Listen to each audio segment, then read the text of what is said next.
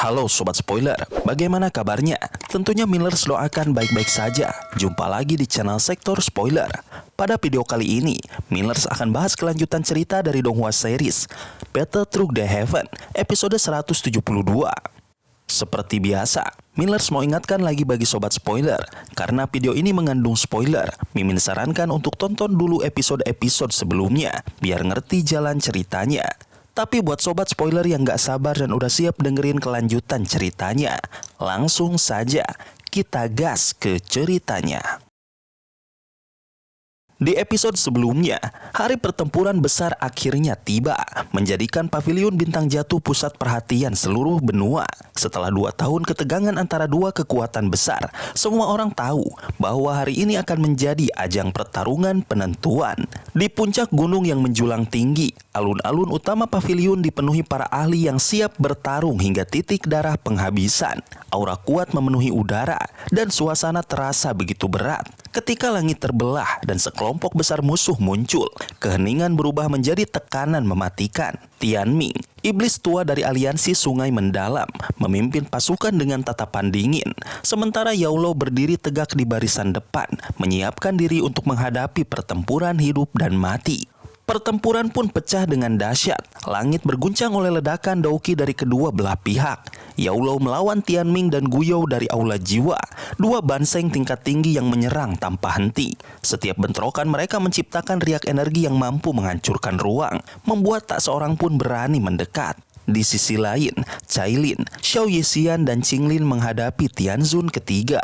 Serangan beracun, petir 7 warna, dan kekuatan ular kuno memenuhi langit, menciptakan pemandangan mengerikan yang mengguncang alam bintang. Meski bertarung dengan gagah, ketiganya mulai terdesak, sementara Yaulo semakin kelelahan menahan dua musuh sekaligus. Keadaan berubah semakin buruk. Dauki Yaulo mulai melemah, dan serangan gabungan Tianming serta Guyo membuatnya terpukul keras hingga terlempar dan terluka parah. Cailin, dalam wujud ular 7 warna, ikut tersungkur, sementara Xiao Yixian dan Qinglin berdarah-darah mencoba bertahan. Moral pasukan pavilion bintang jatuh runtuh, dan keputusasaan menyelimuti seluruh medan perang. Tianming bersiap memberikan serangan terakhir untuk mengakhiri Yaulo, yakin bahwa kemenangan sudah di tangan mereka. Namun, di saat paling genting itu, bumi bergetar hebat, gunung di kejauhan meledak, dan kobaran api raksasa melesat ke langit. Aura yang muncul begitu kuat, jauh melampaui banseng, mengguncang seluruh alam bintang. Dari dalam lautan api itu, sosok berjubah hitam muncul dengan langkah tenang. Nyala api berputar di sekitarnya seperti tunduk kepada sang penguasa. Semua mata terbelalak ketika wajahnya terlihat. Xiaoyan telah kembali. Dalam 2 tahun, ia menembus batas kekuatan dan naik ke tingkat Douseng sejati. Tekanan auranya membuat para banseng sendiri gemetar ketakutan. Sorak kegembiraan meledak dari pihak pavilion bintang jatuh. Sementara Tianming dan Guyo hanya bisa menatap dengan wajah pucat. Mereka sadar pertempuran ini telah berubah arah, karena di hadapan mereka kini berdiri seorang Douseng, kekuatan sejati yang berada di puncak dunia. Di episode selanjutnya, pertempuran di alam bintang terhenti sejenak. Semua mata tertuju pada Xiaoyan yang berdiri di tengah lautan api yang kini mereda. Niat membunuh berkobar di matanya saat ia memandang tanda-tanda kehancuran di sekitarnya. Ia muncul di samping Yaulo yang terluka parah dan berlumur darah di alun-alun. Wajah Xiaoyan tetap tenang, namun di balik ketenangannya tersimpan kemarahan yang mengerikan. Ia mengangkat Yaulo dengan hati-hati, membawanya ke platform batu, dan meminta para tetua pavilion untuk menjaganya. Kemudian Xiaoyan mengalihkan perhatiannya ke Cailin, Xiao Yixian, dan Qinglin yang juga terluka dalam pertempuran melawan Tianzun ketiga. Wajah Cailin pucat, pakaiannya basah oleh darah. Xiaoyan menyelimutinya dengan jubah hitam, lalu menyerahkan sebotol pil obat kepada Xiao Yixian yang masih sadar untuk membantu pemulihan mereka. Meski Cailin dengan lemah mengingatkan Xiaoyan untuk berhati-hati menghadapi 3 banseng musuh, ia hanya tersenyum menenangkan, meyakinkan mereka untuk beristirahat. Xiaoyan lalu memerintahkan para tetua pavilion bintang jatuh untuk menjaga yang terluka dan tidak ikut bertarung. Aura mengerikan yang memancar darinya membuat para tetua, termasuk yang baru bergabung, menundukkan kepala dengan hormat, merasakan tekanan yang membuat kaki mereka bergetar. Setelah mengatur semuanya, Xiaoyan mengalihkan pandangannya ke langit, menatap Guyo, Tianming, dan Tianzun ketiga yang kini memandangnya dengan waspada.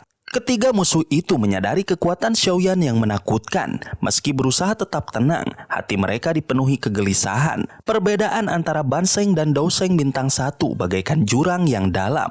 Meski Guyo dan Tianming adalah Banseng tingkat tinggi, dan Tianzun ketiga adalah Banseng tingkat awal, mereka tahu peluang mereka tipis melawan seorang Douseng sejati. Dengan putus asa, mereka memutuskan untuk bekerja sama, menggabungkan kekuatan untuk menghadapi Xiaoyan.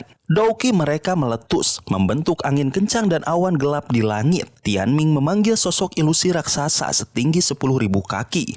Sementara Guyo dan Tianzun ketiga melepaskan serangan penuh kekuatan. 3 energi dahsyat melesat seperti naga ganas, menghancurkan ruang di sekitarnya, menuju Xiaoyan dengan niat membunuh. Namun, Xiaoyan tetap tenang, matanya memancarkan hawa dingin yang membekukan. Ia mengangkat tangan dan 4 jenis api muncul, berputar dengan liar hingga membentuk cincin raksasa berwarna-warni sebesar 4.000 kaki. Di tengah cincin itu, kegelapan murni seperti lubang hitam tercipta, memancarkan aura reinkarnasi yang menakutkan. Dengan gerakan lembut, Xiaoyan mendorong cincin itu ke arah serangan ketiga musuhnya. Teknik yang ia ciptakan saat menerobos ke Douseng, yang disebut reinkarnasi Buddha marah, bertabrakan dengan kekuatan penuh Guyo, Tianming dan Tianzun ketiga. Namun, tak ada ledakan dahsyat yang terjadi. Sebaliknya, energi menakutkan dari ketiga Banseng itu hancur seketika saat menyentuh cincin api, seolah terbakar dan meleleh. Cincin hitam itu berputar perlahan di langit, memancarkan aura reinkarnasi yang mengerikan, seakan mampu memisahkan ruang itu sendiri. Guyo, Tianming dan Tianzun ketiga terpana melihat serangan mereka lenyap tanpa bekas. Ketakutan menyelimuti hati mereka saat menyadari bahwa kekuatan Xiaoyan sebagai Douseng bintang 1 jauh melampaui mereka. Yao Lao yang menyaksikan dari bawah kagum pada daun skill baru yang diciptakan Xiaoyan menggunakan api surgawi. Kegelapan di pusat cincin itu terasa seperti jurang yang bisa menghancurkan jiwa, menjanjikan kehancuran sejati bagi siapapun yang terperangkap di dalamnya. Mengetahui mereka bukan tandingan Xiaoyan, Guyo memimpin pelarian, diikuti oleh Tianming dan Tianzun ketiga. Para ahli aliansi sungai mendalam yang melihat pemimpin mereka lari pun panik, berhamburan menuju pintu keluar alam bintang. Namun, Xiaoyan tak membiarkan mereka pergi begitu saja. Dengan tatapan dingin, ia memerintahkan cincin hitam di langit untuk berputar lebih cepat. Pilar cahaya hitam melesat, mengejar kelompok Guyo dan menjebak banyak ahli aliansi sungai mendalam. Mereka yang terperangkap dalam pilar cahaya berteriak putus asa. Tubuh dan dauki mereka hancur perlahan di bawah pengaruh cahaya hitam yang mengerikan itu. Bahkan jiwa mereka tak bisa lolos dari kehancuran. Guyo, Tianming dan Tianzun ketiga dengan dauki mereka yang kuat mampu bertahan lebih lama. Tetapi mereka merasakan energi mereka melemah dengan cepat. Dengan panik, mereka berusaha melarikan diri dari pilar cahaya dengan kecepatan penuh. Xiaoyan hanya menggelengkan kepala, lalu mengepalkan tangannya. Ruang di sekitar musuh-musuhnya mengeras, membentuk penjara tak terlihat yang mengurung mereka dalam pilar cahaya. Meski Guyo dan yang lainnya menyerang dengan ganas, mereka tak mampu memecahkan ruang yang diciptakan oleh kekuatan Douseng Xiaoyan. Dalam 3 menit, semua ahli aliansi sungai mendalam yang terjebak dalam pilar cahaya hancur, kecuali Guyo, Tianming dan Tianzun ketiga. Tianming yang putus asa mencoba menyerah, menawarkan sekte langit mendalam sebagai bawahan paviliun bintang jatuh. Namun, Xiaoyan dengan dingin menolak, menyatakan bahwa sekte itu akan lenyap. Dalam keputusasaan, Tianming mengorbankan dirinya, meledakkan tubuhnya dengan pilar darah yang menciptakan badai energi dahsyat. Ledakan itu menghancurkan ruang padat di sekitarnya, memberi kesempatan bagi Guyo dan Tianzun ketiga untuk melarikan diri. Namun, Xiaoyan tak tertipu. Cincin hitamnya menyerap badai energi itu, dan ketika cahaya redup, jiwa Tianming mencoba menyusup ke tubuh seorang murid paviliun bintang jatuh. Xiaoyan menghentikan ruang di sekitarnya. Pilar cahaya hitam kecil menghantam jiwa Tianming, menghancurkannya hingga lenyap dengan pekikan menyedihkan. Banseng tingkat tinggi itu pun musnah. Guyou dan Tianzun ketiga memanfaatkan ledakan Tianming untuk melarikan diri dari pilar cahaya. Xiaoyan bergerak cepat, muncul di depan mereka dan melepaskan 2 pukulan ringan. Tubuh Tianzun ketiga tak mampu bergerak di bawah tekanan Douseng. Saat pukulan Xiaoyan mendarat, tubuhnya memerah, lalu terbakar menjadi abu oleh panas mengerikan. Guyou dengan licik mendorong Tianzun ketiga ke depan untuk menyelamatkan diri, menggunakan kekuatan dorongan untuk mundur. Penyesalan menyelimuti hati Guyou. Ia teringat bagaimana beberapa tahun lalu ia meremehkan Xiaoyan, menganggapnya tak berbahaya. Kini, keputusan itu menjadi malapetaka baginya. Xiaoyan mengejarnya dengan tatapan tenang namun mematikan, mengulurkan tangan untuk menghabisinya. Namun, tepat saat tangan Xiaoyan hampir menyentuh Guyou, ruang di sampingnya terdistorsi hebat. Sebuah lengan keriput memancarkan aura mengerikan seperti dewa iblis, muncul dari celah ruang itu dengan kecepatan kilat. Mata Xiaoyan menyipit, menyadari bahwa seorang Douseng dari aula jiwa akhirnya menunjukkan diri. Kehadirannya membuat dunia di sekitarnya meredup, seakan cahaya enggan menembus aura jahat yang terpancar darinya. Dari lengan itu menyebar kekuatan hisap yang menakutkan. Begitu kuat hingga terasa mampu menarik jiwa siapapun yang menatapnya terlalu lama. Xiaoyan menatapnya dengan penuh kewaspadaan. Api Douqi yang menyala di tubuhnya bergetar. Lalu sebuah pelat hitam yang dikelilingi nyala api berputar cepat di udara dan meluncur ke arah lengan itu. Dalam sekejap, pelat itu mengecil seukuran telapak tangan dan menempel di tinju Xiaoyan. Ia menghantam ke depan dengan kekuatan penuh. Tumbukan keras bergema, membuat udara di sekitar bergolak. Cahaya hitam dan merah api saling melilit, bertabrakan dan meledak menjadi serpihan energi liar. Garis-garis hitam di kulit lengan itu bergetar seperti ular hidup, melawan cahaya api yang menelan mereka. Dalam sekejap, kedua kekuatan saling meniadakan, meninggalkan getaran yang memecah udara.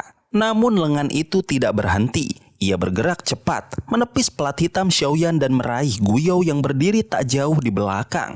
Retakan ruang melebar, mengeluarkan kekuatan isap yang kuat dan mulai menarik tubuh Guyou ke dalam. Xiaoyan tidak membiarkannya. Dengan tatapan tajam, ia melangkah maju dan menekan jarinya secepat kilat ke tubuh Guyou. Dalam sekejap, kulit Guyou robek oleh tekanan angin panas yang tajam dan darah memercik di udara. Tubuhnya gemetar, wajahnya pucat pasi. Namun sebelum Xiaoyan sempat menyelesaikan serangannya, suara tua yang kelam menggema dari dalam celah hitam itu. Suara itu dipenuhi amarah dan kehancuran, dan bersamaan dengannya, jari hitam muncul dari celah, menabrak jari Xiaoyan dengan kekuatan luar biasa. Ledakan energi terjadi di udara. Ruang di sekitar mereka bergetar hebat hingga retak. Seolah dunia sendiri tak sanggup menahan benturan antara dua makhluk kelas Douseng. Tubuh Xiaoyan terdorong mundur beberapa langkah. Api surgawi di dalam tubuhnya menyala kuat, membuat warna ungu kemerahan menjalar ke tangan hitam itu. Tapi meskipun terluka, sosok dari dalam celah itu masih penuh percaya diri. Suara tua itu kembali terdengar, menggetarkan udara. Ia menyebut dirinya dari klan Hun dan memperingatkan Xiaoyan agar tidak sombong. Jika Xiaoyan ingin menyelamatkan ayahnya, ia harus datang sendiri ke alam Hun, tempat di mana para monster sejati tinggal. Lalu lengan itu perlahan menghilang ke dalam kegelapan, bersama dengan Guyou yang diseretnya masuk ke dalam celah. Xiaoyan hanya berdiri menatap ruang yang kini kembali sunyi, tapi di dalam hatinya berkecamuk perasaan kompleks. Ia tahu betapa kuatnya klan Hun. Meskipun dirinya kini telah mencapai tingkat Douseng, perbedaan antara kekuatannya dan mereka masih seperti langit dan bumi. Leluhurnya, Xiao Xuan, bahkan di puncak kekuatannya pun pernah dikalahkan oleh kelompok dari Aula Jiwa. Namun di balik ketegangan itu, ada tekad yang membara. Xiaoyan tidak gentar. Ia tahu waktunya akan tiba saat ia melangkah ke alam Hun dan menuntaskan segalanya. Suara terakhir dari celah yang menghilang menyusulnya, menebar ancaman tentang takdir keluarga Xiao yang tak akan pernah lepas dari genggaman klan Hun. Tapi Xiaoyan tidak gentar sedikit pun. Tatapannya tajam seperti api, membakar udara di sekitarnya. Ia tahu pertempuran baru saja dimulai. Setelah keheningan panjang, ia menghembuskan napas perlahan. Para sesepuh dan murid pavilion bintang jatuh yang menyaksikan pertempuran itu masih terpaku. Wajah mereka pucat oleh rasa kagum dan ketakutan. Bagi mereka, kekuatan Douseng yang baru saja diperlihatkan Xiaoyan seperti sesuatu dari dunia lain. Dengan suara tenang, Xiaoyan memerintahkan semuanya untuk kembali ke tugas masing-masing, membersihkan kekacauan, dan menenangkan murid-murid yang terluka. Tak ada yang berani membantah. Dalam sekejap, seluruh wilayah paviliun kembali bergerak, meski dengan langkah-langkah yang masih gugup dan penuh hormat. Kini, nama Xiaoyan telah melampaui batas seorang pemimpin. Ia menjadi simbol kekuatan, seorang dosen sejati yang disegani oleh semua orang. Sobat spoiler, itulah spoiler dari Donghua series Battle Through the Heaven episode 172. Tentunya spoiler ini tidak akan sama persis dengan episode sesungguhnya. Maka dari itu, jika ada kesalahan dalam kata ataupun istilah, serta kekurangan atau kelebihan durasi, harap dimaklumi. Dan jangan lupa untuk mendukung channel ini terus berkembang dengan cara like, share, dan subscribe, supaya kalian gak ketinggalan update terbaru dari channel ini. Terima kasih banyak sudah menonton video ini sampai akhir Sobat Spoiler. Kritik dan saran positifnya silahkan di komentar. Sampai ketemu lagi di video berikutnya. Tetap semangat dan sampai jumpa.